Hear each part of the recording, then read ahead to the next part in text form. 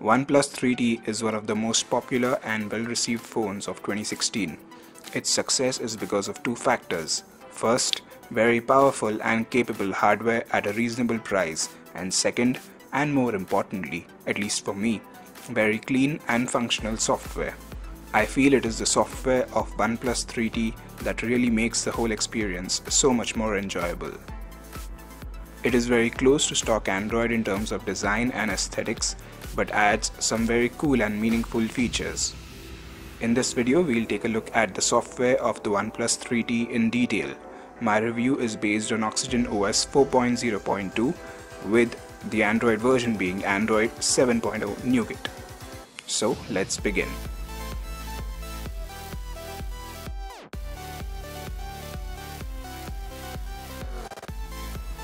This is very simple and straightforward. The home screen consists of multiple pages containing app shortcuts, folders and widgets, which you can customize according to your preferences. The leftmost page is the shelf. The top shows the current weather conditions of your area. A tap on it will open the weather app. Next is Memo, to quickly note down anything or set a reminder. Next is Recent Contacts, which shows a list of your 10 recent contacts. Next, 10 recent apps. And finally, Manage Center, which gives you information regarding your data usage, available storage and remaining battery. You can remove or rearrange any of these sections. You can also add widgets to this page. You can access the home screen settings by tapping and holding anywhere on the home screen. Here you can remove home screen pages and also auto-arrange icons. Below that, you get the option of choosing your home screen and lock screen wallpaper. You can add widgets from here. In the Customize section, you can enable or disable the shelf and gestures. These gestures include downward swipe to access notifications and upward swipe to access Google search. You can also change the icon size and also use various icon packs. The app drawer scrolls vertically. You can quickly search for apps by using the scroller to jump to any alphabet or just start typing the name of the app in the search box on top. The lock screen is like stock Android, which displays new notifications. You can access the toggles from top, voice search from bottom left and camera from bottom right. The notification shade is thoroughly redesigned in Android 7.0. You get bundled notifications and the ability to directly reply to some notifications. You can tap and hold on any notification to manage its settings. You also get quick toggles on top of the notifications, which you can expand to reveal all the toggles. You can also directly access all the toggles by using a two-finger swipe down gesture. From here, you can add, remove or rearrange the toggles.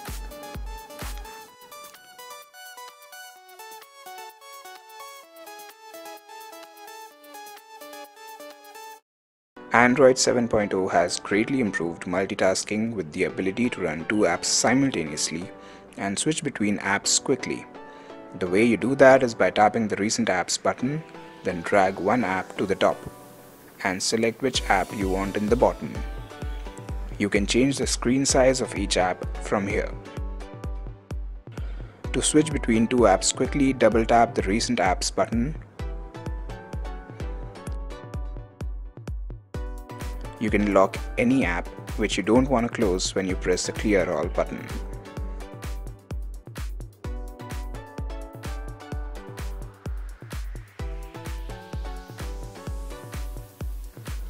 The camera hardware on the OnePlus 3T is quite capable. Fortunately, the camera software is also very feature-packed and gives you greater control while capturing photos or recording videos. You can swipe up or down to switch between photo and video mode. You can also swipe left to right to reveal various modes, which we'll check out later. Swiping from right to left shows you recently captured photos and videos. You can tap the shutter to click single photos or tap and hold the shutter to capture burst photos. You can switch between front and rear camera from here. And from here you can change the aspect ratio, enable timer and show or hide grid lines. You can tap anywhere to lock, focus and increase or decrease exposure.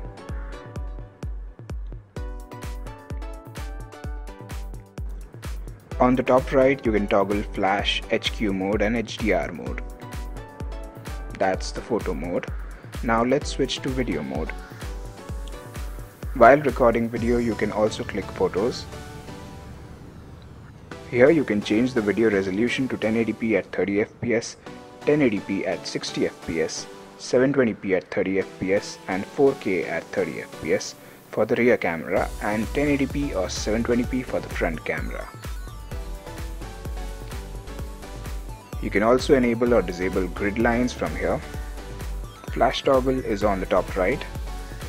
There is continuous autofocus, but you can tap anywhere to refocus to that area. Also, if you tap and hold anywhere, it will lock the focus and exposure to suit that particular area. Now let's switch to other modes. First is time lapse. Here, unfortunately, you don't get any control over the speed of recording. You can just switch the resolution between 1080p and 720p. Other things like flash and focusing are exactly like in the video mode. Next is slow motion mode. This is very straightforward. Everything is like the normal video mode except the frame rate. In this mode you can record videos in 720p at 120 fps and play it at 30 fps for the slow-mo effect. Now let's switch to panorama. This is also simple. Hold the phone in vertical position to take a horizontal pan or hold the phone in horizontal position to take a vertical pan. You can stop recording the pan anytime by tapping the stop button. Last but not the least, the manual mode. This gives you full control over your photos. You can change the ISO from 100 to 3200. Next, you can change the white balance to cloudy, daylight, fluorescent or incandescent. Then the shutter speed can be changed from as short as 1/8000th of a second to as long as 30 seconds. Last is manual focus from macro to infinity.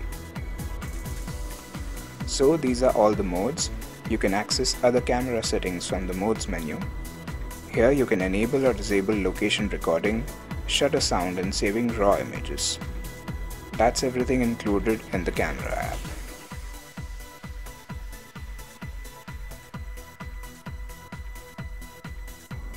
Now we'll take a look at other pre-installed apps from OnePlus.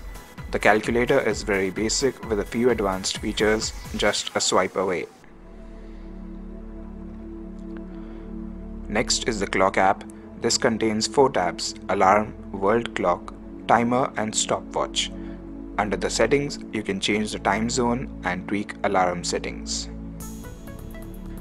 Next is the file manager. Here the files are classified category wise. It also shows the available and used storage. You can also switch to a traditional file manager with files and folders. You can search for any file from here and change the sorting order from here. The messaging app is pretty standard.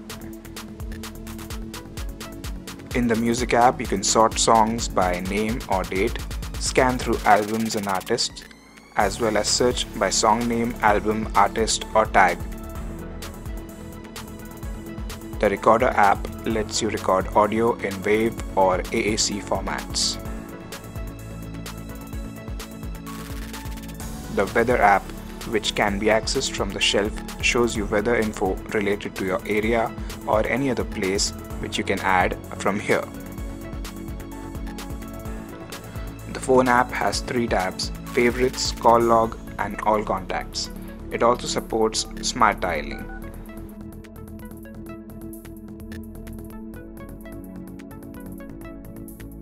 Finally, the settings. This has quite a few cool settings. I'll show you only the additional settings over and above the standard settings that you get in all Android phones. First is the settings menu, which is a new addition in Android 7.0. This helps to jump between various settings quickly. This is the alert slider settings, which is a OnePlus exclusive feature. The slider lets you switch between silent, do not disturb and ring mode. From here you can change the settings of each mode. Next is the button settings. This is one of the coolest features of OnePlus. You can enable or disable on-screen navigation buttons and also swap back and recent apps buttons. This feature should be adopted by all Android manufacturers as it basically caters to everyone's tastes. Also, you can assign shortcuts to double tapping or tapping and holding the home, back or recent apps button, which can really provide so much flexibility and ease of use. Now we'll look at the gestures. This phone has double tap to wake, draw O to open camera, draw V for flashlight, and draw less than or greater than sign to go to previous or next songs. Also, you can flip the phone to mute the incoming call and take quick screenshots with 3-finger swipe. In the status bar settings, you can choose the battery icon and enable or disable other icons.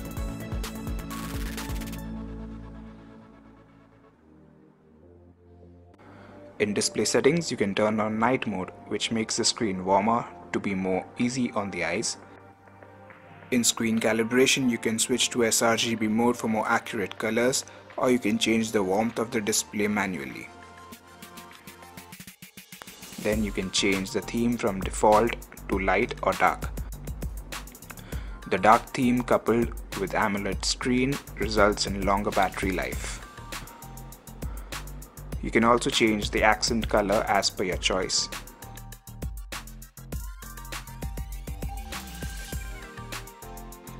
You can also change the font size and display size to suit your need.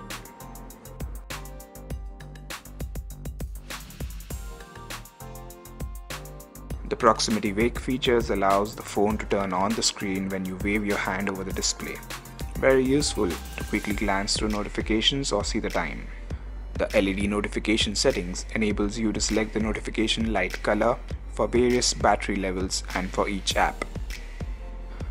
The audio tuner in the sound settings is activated when you connect headphones to the phone. You can choose from the given presets or make your own EQ setting from the 7-band equalizer provided.